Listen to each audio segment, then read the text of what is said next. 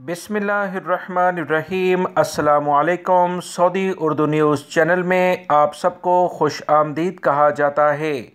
Social media पर कुछ इस तरह की इतलात शेयर हो रही थी जिसमें कहा जा रहा था कि पाकिस्तान से ऐसे गैर मुल्की अफराद यानी पाकिस्तानी भाई सऊदी अरब आ सकते हैं जिन्होंने कोरोना से मुतल्लिका वहाँ पर वैक्सीन हासिल कर ली हैं।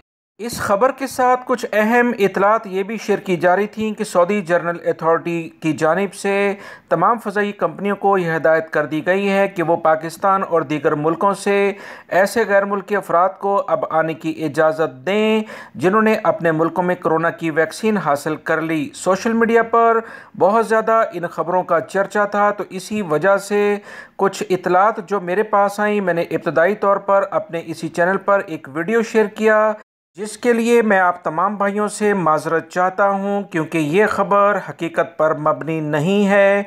सोशल मीडिया पर चलने वाली ये इतला कि पाकिस्तान से डायरेक्टली फ़्लाइट्स के ज़रिए वो पाकिस्तानी जो सऊदी अरब में आ सकते हैं वो अब डायरेक्ट फ़्लाइट लेकर पाकिस्तान से सऊदी अरब आ जाएंगे।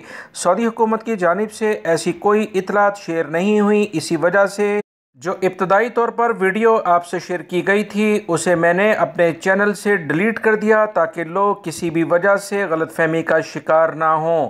Saudi General Authority of Civil Aviation का 17 तारीख को एक सर्कुलर ज़रूर जारी हुआ है जिसमें उन्होंने इंटरनेशनल फ़्लाइट्स और लोकल लेवल की फ़्लाइट्स की मुकम्मल गुंजाइश के साथ बहाली के बारे में ऐलान किया, जिसे सोशल मीडिया पर कुछ लोगों ने गलत किस्म से पेश किया, जिसकी बिना पर काफ़ी ज़्यादा लोगों में गलतफहमियाँ पैदा हुई हैं।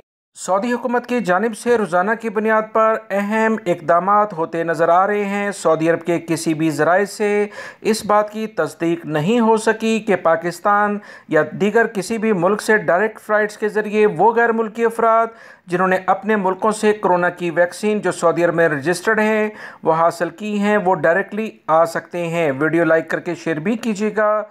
अस्सलामु अलैकुम।